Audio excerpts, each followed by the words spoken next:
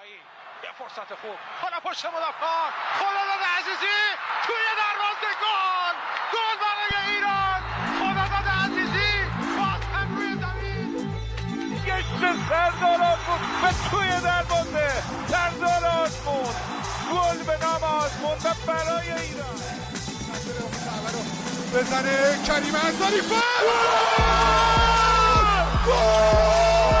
توی دروازه کریم انصاری دروازه پرتغال باز شد علی دایی سام توپ توی دروازه اشتباه حرکت از کوچان نژاد فرصت برای کوچان نژاد توی دروازه گل برای ایران. Hi everyone, welcome back to another episode of Goal Bezan. Today I'm joined by Arya and Benjamin. How are you guys doing? I'm fine. How are you? I'm doing very well. Thank you guys again for having me. And yeah, back in action to talk about Iranian football. Yeah, some exciting games to talk about. So the first one, obviously, it was Uzbekistan, and then we played Qatar in the World Cup qualifiers. Before jumping into those games, there's some updates that's definitely worth mentioning. So Arya, I'll go to you to mention those updates, and then we can go ahead. Yeah, so we'll talk a little bit about transfer stuff.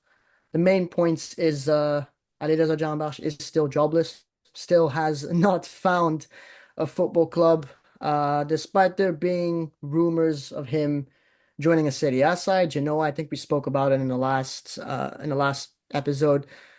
Nothing has happened since, so I don't think anything's gonna happen there. I did hear someone talk about his transfer in regards as in even if he does join a club right now, he won't actually be playing until the January transfer window, right? Because I think the free agent window is closed anyways.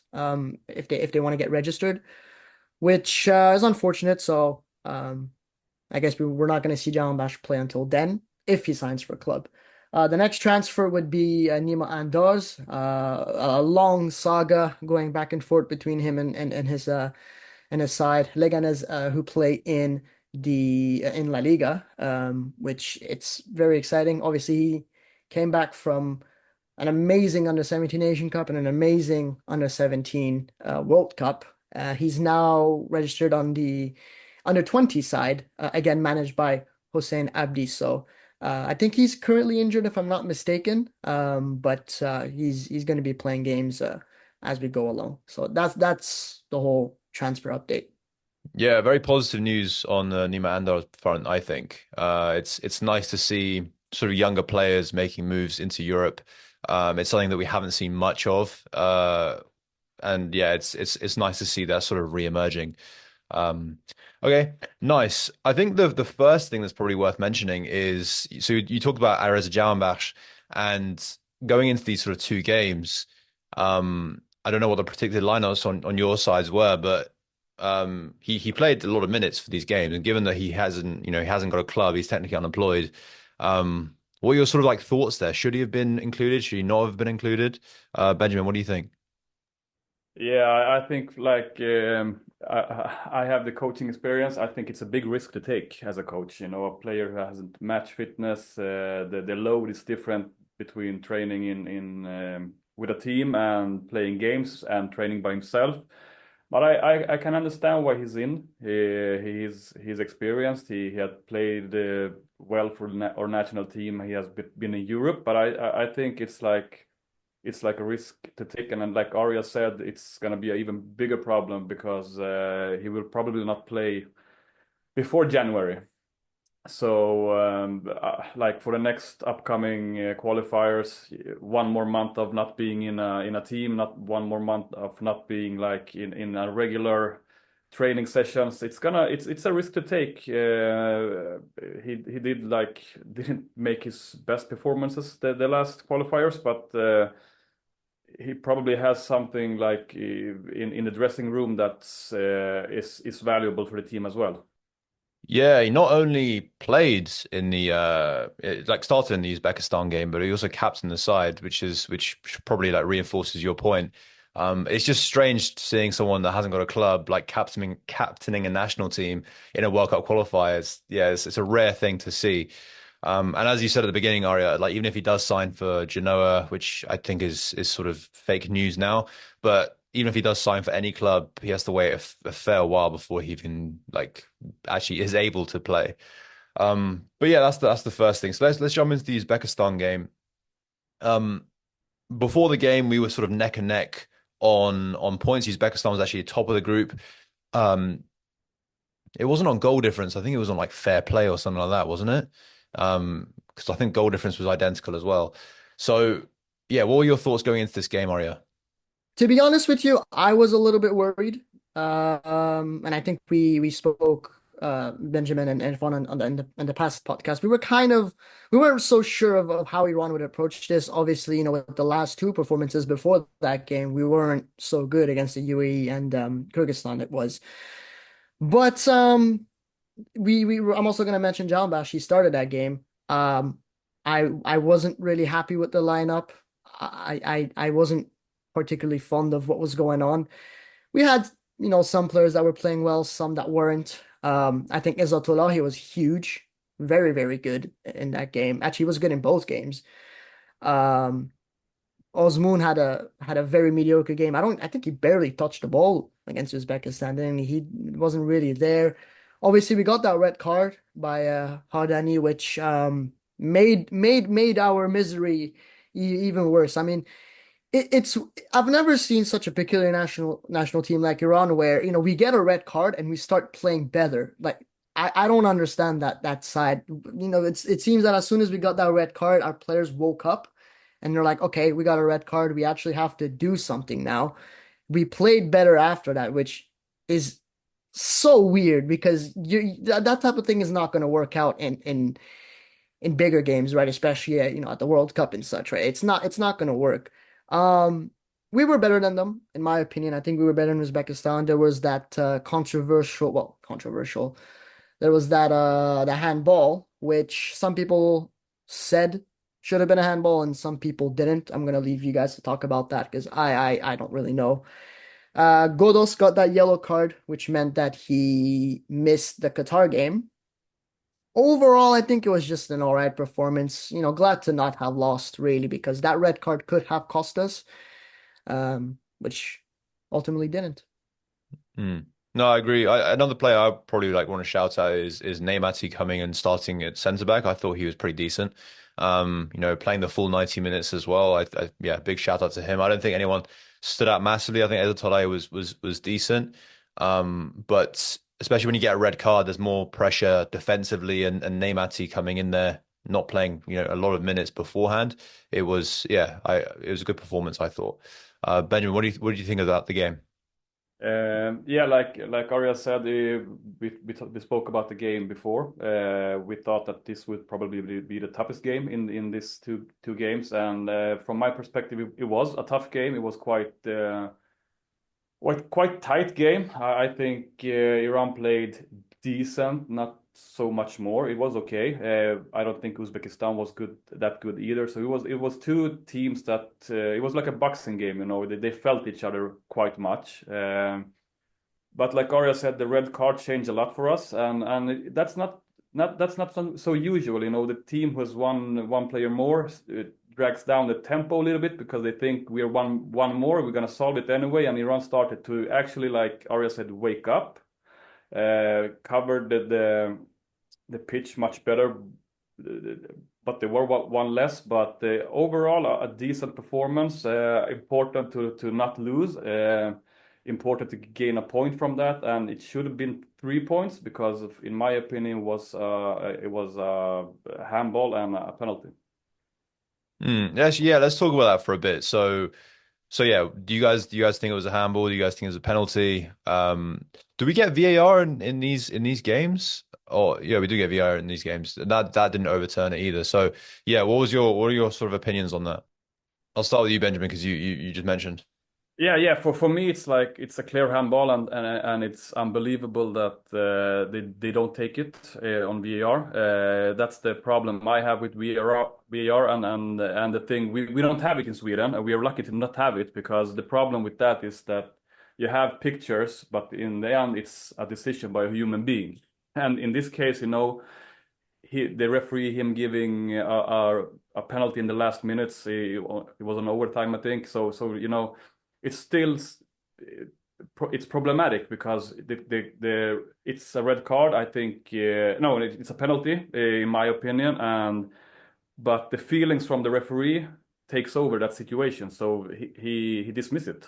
So it's unbelievable for me. What do you think, Arya?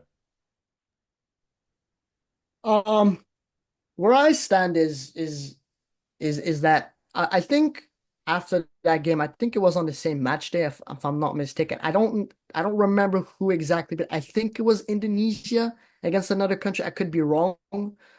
Something similar happened, and they gave the penalty. I could be wrong. I don't know if it's the Indonesia game, but I know something similar happened that day with another country in the Asian qualifiers. So if you're gonna give it for them, you should be giving it for us. If you don't want to give it to us, you shouldn't give it to them. There's no consistency, and we've seen how controversial AFC refereeing has been, not only in the Asian qualifiers. I mean, there was the whole Indonesia thing that happened a few days ago. Those guys were going crazy on Twitter. The AFC has to do a lot better with refereeing because there's constant controversies, not only for Iran, but the continent itself. And it's clear that there's something that should be addressed. But like I said, if you want to give the penalty, there should be some sort of balancing, right? Yeah, I agree. I think this is the problem always with VAR is like the consistency, and it's not just in Asian World Cup qualifiers. It's across the world. It's Premier League. It's World Cups. Like it's the lowest level of VAR to the highest level of VAR. So yeah, this is something that I think everyone in the football world talks about. It's just one of those things, unfortunately. But yeah, I think as just echoing what you said, Benjamin, it's good that we didn't lose this game. Uzbekistan were at home. It was going to be a challenge going there. They were top of the table. This is a fairly strong Uzbekistan side. They're looking to go to the World Cup, and they're fairly serious. They played well in the Asian Cup as well, so I do see them qualifying. But it was a good thing not to lose this game. And then we've got the return leg, I think in is it December or January? No, it's actually March. Okay, yeah, it's in March. So like we'll play them eventually in either Tehran or Dubai. We'll see what the world is saying. So.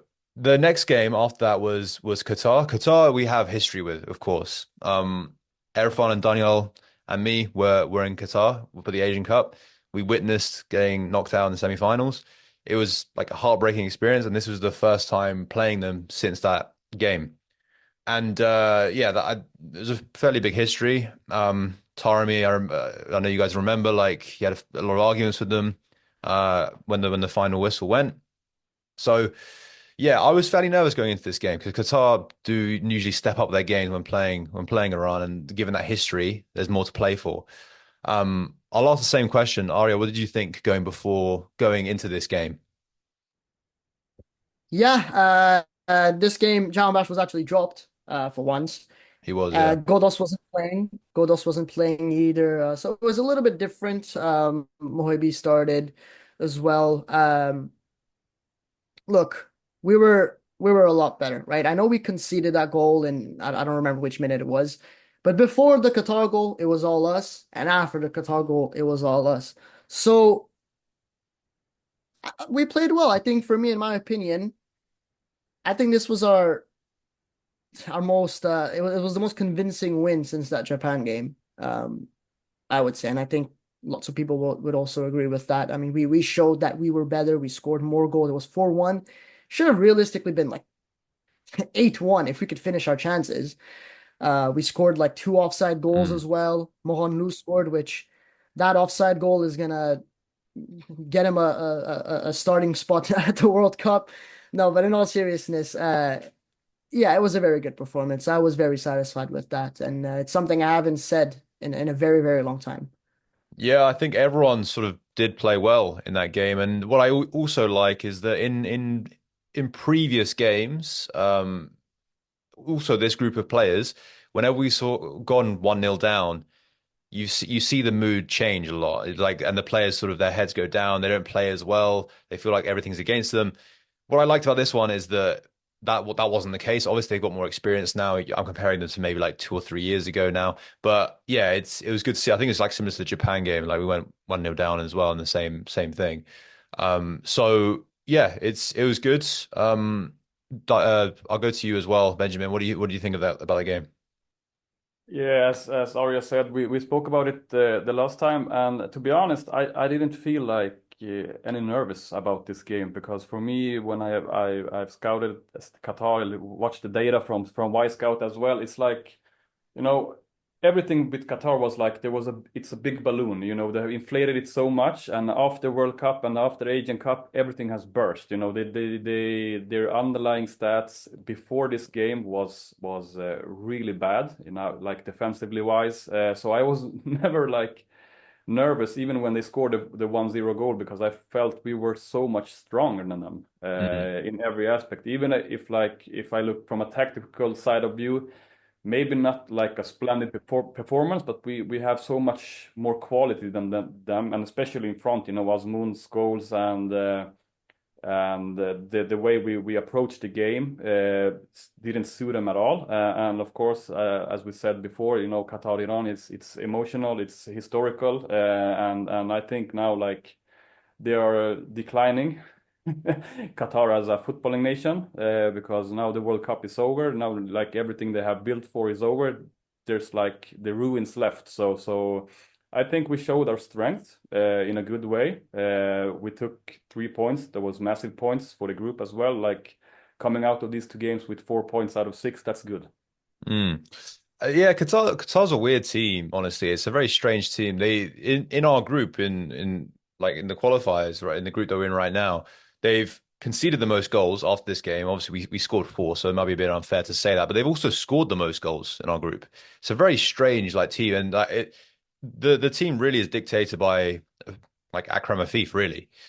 He's the one that dictated the Iran game before in the Asian Cup. He didn't play like too well. I think he was sort of guarded very well on the flanks. So that was also a good thing. I did speak to Jahanbakhsh after the Asian Cup game, and he said, you know, this was a player that we were watching. They didn't get to nullify him that day, but they did on this day, which was good. But yeah, right. It's I think yeah, the bubble has probably burst for them. They're not looking too good in the group right now. So it was good that we got the victory. We put that sort of tie to rest. But I did panic a little bit when they scored the first goal. Are there any sort of moments you want to highlight, Arya, in the Qatar game? Or any players? When Jahanbakhsh came on, he was absolutely awful. Um, I remember that one moment where I think he just had to quite literally just pass it, and he went the selfish route and completely missed his shot. If he's gonna drop those type of performances, I don't even want him on the pitch, and I really do hope he doesn't keep doing that. That's the only negatives I really had. The positives, Azmoun looked really, really good, man. Really, Mm. really good. He was unselfish for that Mohibi goal, the tap in. Hmm. That's the sort of, and I even tweeted about this on Twitter. That's the Azmoun I want to see. None of that like UAE stuff, right? Where, you know, he's selfish, he's lazy. I want him to be at 110% every game, whether we're playing Bangladesh or we're playing England. I don't care who we're playing. Unfortunately, he's not that guy. But another thing that I noticed is how limited Taremi was. And I don't like the fact that he plays as an attacking midfielder for us because yes, he's not bad, but there's so much more he could be doing. And you can see he's clearly limited. He can't play the way he wants to play, which is really frustrating because he's our best striker, our best player. And then, you know, logically, except for Ghalenoei, right? You'd want to play him to the position where he would be the best. Doesn't seem like it. And then there's like the whole debate of if you want to start Azmoun and Taremi up top together and blah blah blah. But I think that's something that also has to be talked about because I kind of feel bad for Taremi. He's very restricted, it seems like. Let me ask a question to both of you because I think this is an interesting one, especially off the back of this game. Mohebi scored two. I think Mohebi is really developing into a good player. I think that's maybe a discussion for a separate time. But the one I want to focus on is Osmoon scored 2 goals. He was like easily man of the match this game. Very good performance. 1 or 2 assists, I think he got as well. Definitely got one. I don't know if he got the second one, but regardless, he played absolutely awesome. Played the full 90 as well.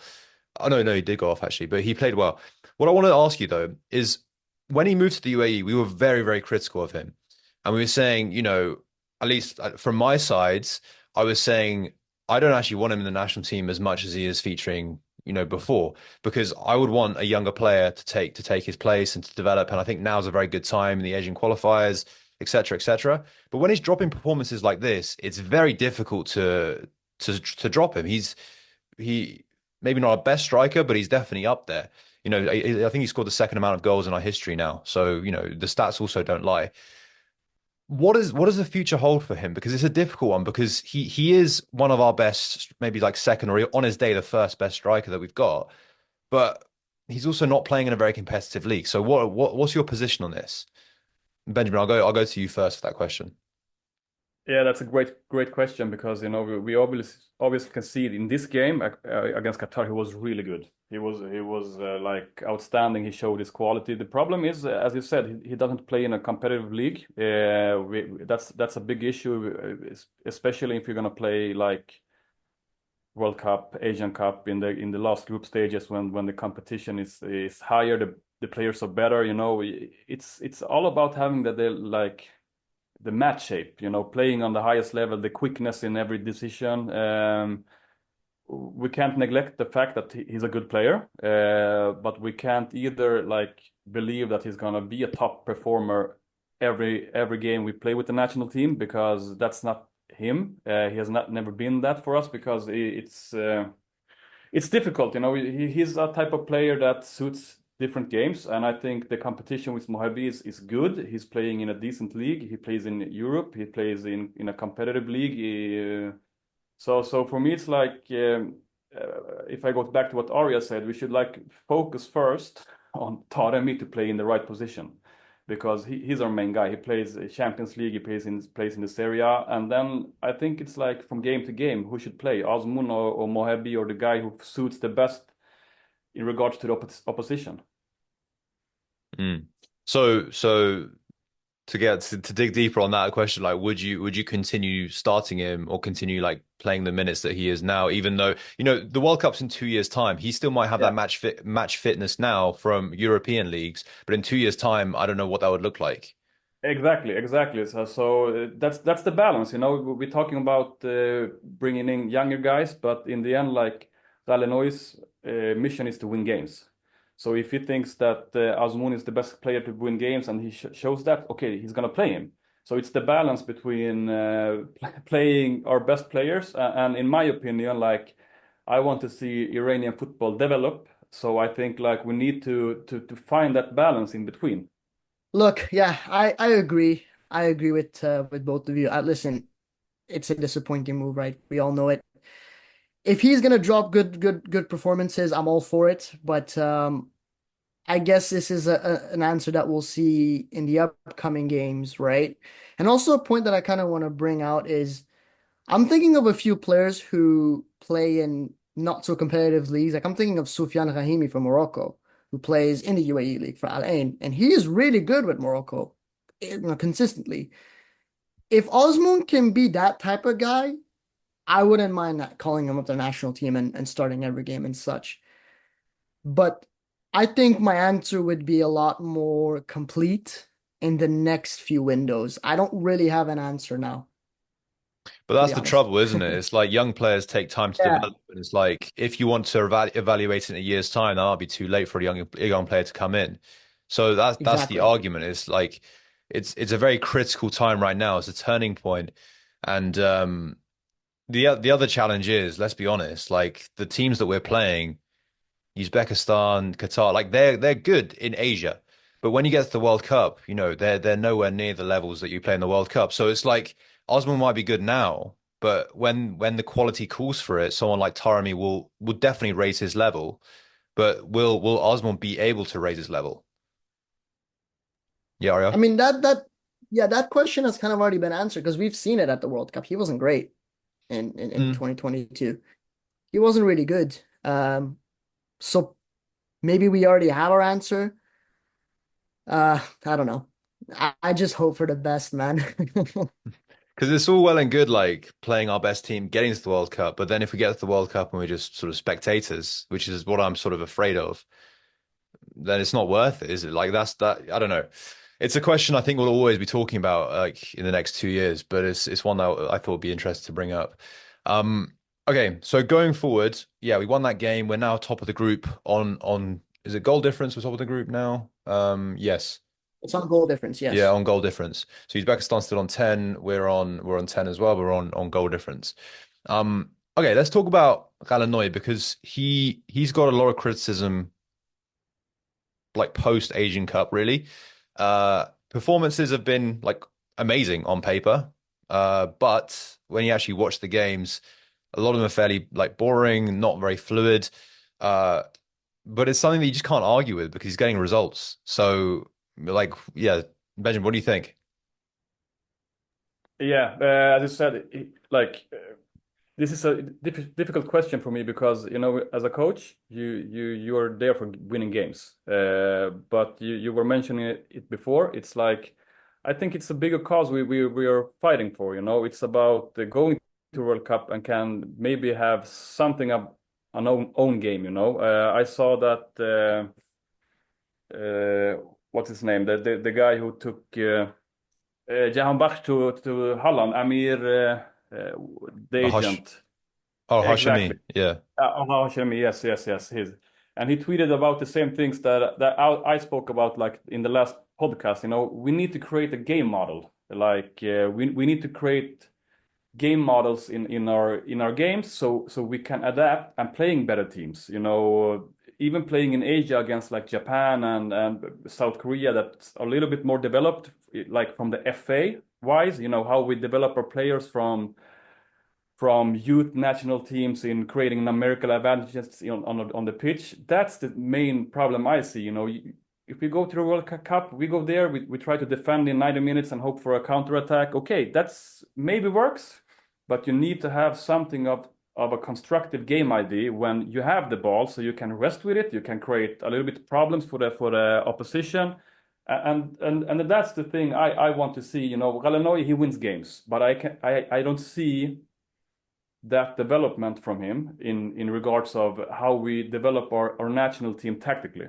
We're gonna win games, we're gonna win games against Asian teams, as you mentioned, but I don't see us like going in the World Cup and maybe have a period of 10-15 minutes, which is needed in a game, where you can hold the ball, when you can create a little bit problems. You maybe don't score a goal that in those 10-15 minutes, but it makes energy for the team to defend as well. Because our campaigns in the World Cup earlier has been a lot of defending. It's been a lot of defending and hoping for the best in the counterattacks, but like that's my main issue. And it's not only Ghalenoei, it's like an Iranian problem. How we create our youth teams, how we develop our players. What's the like identity we want to create in Iranian football with all the national teams? So the guys who plays under 17, 18, 19, 20, 21, when they come up, they know this is what we're gonna stand for. So that's the problem. Like he wins games, good. We're top of the group, good. But it's this gonna bring Iranian football forward? I don't know. I don't think so. So, like, yes or no? Is he? The answer is yes, regardless of what you say, to be honest. But Yeah. is he your manager going forward into the World Cup? From this perspective, I don't see anybody else. He wins the group. He's gonna qualify us. It would be very strange to take another guy to the World Cup, and give that guy like 2 or 3 months of time. That's not fair either. So if he qualifies them, then let him go there. Yeah, and like after these 2 games, it looks fairly certain we will qualify. But Exactly. yeah, Arya, what do you think? Yeah, I agree with everything Benjamin said, and I brought up this term and Benjamin liked it a lot. Inshallah ball. That's, I think, the best way of describing this Iranian side. We're hoping for good things, but we're not working for it, is how I see Amir Ghalenoei. I mean, there are some games that, yes, we can sort of see the philosophy, but in most games it's really just, passing the ball to Taremi and Azmoun and hoping for a goal. And if we're gonna take that to the World Cup, it's It's Mm. not going to work. It's not going to Yeah, work. We're going to get battled by the bigger sides for he's also sure. not a very defensive manager either, which is like, again, like in previous tournaments, we've sort of sat back against very good teams and sort of like hope for a counterattack, and it has sort of worked sometimes. But with Ghalenoei, I think even basic defending, it's not it's an easy thing for him. So we've conceded some absolutely horrific goals, like goals that you'd be embarrassed about. Yeah, what do you want to say, Arya? Also, something I want to mention is I think Baron Van's been pretty poor. A lot Yeah, of that's a people good don't point. It's a good point. a lot of people don't want him to start anymore, but then again, who do you want to start? You know, Hosseini's not that far off either. Sorry, Irfan. Uh, you know, there's also Shaqiri. He's not gonna start or even have any minutes with the main team, right? So it's a weird situation to be in for sure. Yeah, I think you mentioned it, Sina. Like the goals we let in, like the first goal against Qatar, it's an easy goal. You know, it's a Mm. long ball. We don't sort the players out between the back four, and that's like the type of stuff you see that we are not there tactically. You know, and we're gonna get exposed against better teams because okay, with Queiroz, he was a defensive minded coach. You could see how he tried to build like the system around defense, but now it's more like we are like decent in defense, decent in attack. Like it's not a clear game model for me when I watch it. Okay, so moving on from Ghalenoei and going forward into the next two games. So you've got the next two games are North Korea on the 14th of November and then Kyrgyzstan on the 19th of November. Both of them are away from home. The North Korean game, I imagine, will be played in a neutral ground, Dubai or somewhere like that. Kyrgyzstan will, I think, probably be played there. They're the two sort of like lowest ranked, I mean, not ranked, but like the lowest teams on the table. Should be fairly easy wins. But those two games might be a good time to actually play some young players. You know, I think it'll be a good experience for them. But yeah, just very quickly, guys, because we'll do a proper preview episode before those two games. But yeah, what do you think going forward into those two games? Ari, I'll start with you. Yeah, if we you know we've had a good window. I think I'll say that. I think we had a much better window than the last one. If we keep things going, I'm expecting us to do well against North Korea and Kyrgyzstan. I know we struggled against Kyrgyzstan in that first game, but I think Ghalenoei is gonna learn from his quote unquote mistakes. And it's looking positive because I mean we're pretty much qualified to the World Cup if we're being completely honest. But I think winning those two games, it's another 6 points, and then we're actually qualified pretty much.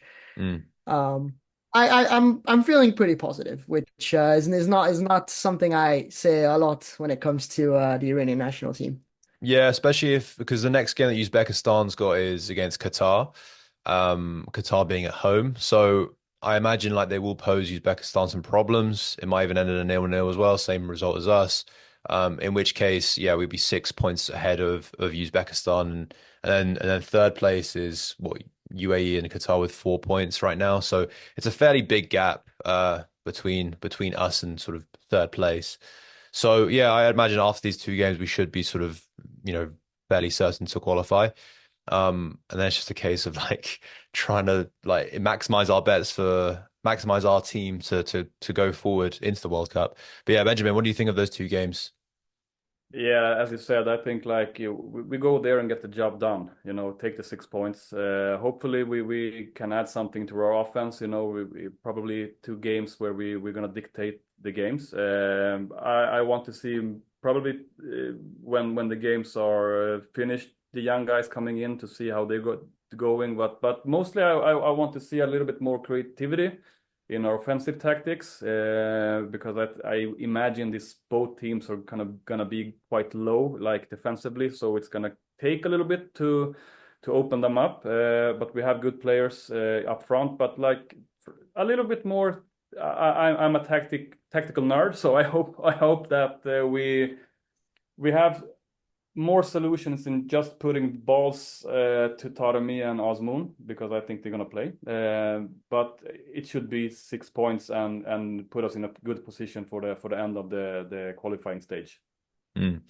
And yeah, as mentioned before, we'll do a separate episode specifically focusing on these two games closer to the time. But yeah, moving forward, Arya, you want to give a few updates before we close the episode? Yeah, so over the past few weeks, we've had obviously the Asian Champions League and the Women's Champions League being played. I'm going to start off with the women's side of things. So a huge congratulations to Bam Khatoon, our only representative in the Women's Asian Champions League this year. They've actually gone through to the knockout stages, which I will commend them a lot for it because women's football in Iran isn't so much popularized. It's a lot less televised, a lot less taken care of compared to the men's game. We're not going to get too much into it. Um, but just the fact that they got there in the first place, they had to work in the preliminary stages to get to the actual group stages, and then for them to do well in the group stages to actually get to the knockout stages in the first year is fantastic. So it's really, really good. They played 3 games. They played one game against Melbourne City. That was their first game. They lost that game. Only 2-1, considering Melbourne City of Australia is very, very strong in women's football. They played Kaya FC of the Philippines, I believe. That game ended up in a draw. And then they played, this is a very peculiar name, BG College of Asian Scholars. I don't know if that's their actual name. That's what it says right here. And they won that game 2-1. And I believe they scored very, very late, a 93rd minute from Zahra Ghambari to take them through. So it's just fantastic. As of now, we don't know who they're going to be playing with. I think there's going to be a draw in the next few days or weeks. I'm not too sure, but that's for the women's side of football. Nice. And then it was the Asian Champion. That was the Asian Champions League update as well. That was for the women's side. Now for the men's side, in the AFC Champions League Elite, as it's now called, we've had Persepolis and Esteghlal play, and Esteghlal wasn't doing too well both in the league and in the Champions League as well. Starting off with Persepolis, they barely lost to that Al Ahly side in the first game. A team with Mahrez, Franck Kessié, and all these big stars. But we were expecting so much more against that game against Porto, and I think Benjamin and I kind of spoke about this. It's a team that Persepolis can beat. Unfortunately, they weren't able to. Ali Alipour scored in the first minute, and then from then on, they weren't so great. So Persepolis and NSLL have a long way to go, but they don't look all there for now. Especially SLL, they've just had a new manager at Pizzo. The South African, which is a big name actually. But yeah, first SLL, they played against Al Sadd, Amin Hasbavi's former club, Akram Afif's current club, who, yeah, they lost 2-0. So not looking good. And SLL is going to be playing Al Nassr, Ronaldo's team, in a few days' time. It's going to be very interesting. I can't really imagine what that's going to look like, but hopefully they can get something out of this. And then Persepolis is going to be playing Al Sadd, so perhaps Persepolis can get revenge on SLL's loss here. And then I believe there's also Sepahan playing in the AFC Champions League 2. Again, they won their game against FC Istiklal, 4-0 that was. And we're talking like 2 weeks ago. They're going to be playing against Sharjah. So it's a game they can also win, in my opinion. And then last but not least, because I'm rambling here, I think it's Choktor Sozi who is playing. And I'm not really familiar with who they're playing with. It says here on FootMob they're playing against a team called Lafshon Club. I don't know much about them. I think this should be a win for Tractor. But we're just going to have to wait and see. Nice. Thank you so much for that update, Arya. I'm going to wrap up the podcast there. Arya, Benjamin, thank you so much for joining me both. And if you've made it this far in the episode, comment down on the YouTube comments if you want Amir Ghalenoei to lead us into the World Cup. Just a simple like, yes, I do, or no, I don't. And yeah, we can get the comment section flowing with some nice comments. But yeah, Benjamin, Arya, thank you so much for joining me again. And we'll catch you guys in the next episode. Hopefully we'll preview the next 2 World Cup qualifying games. Thank you so much. See you later.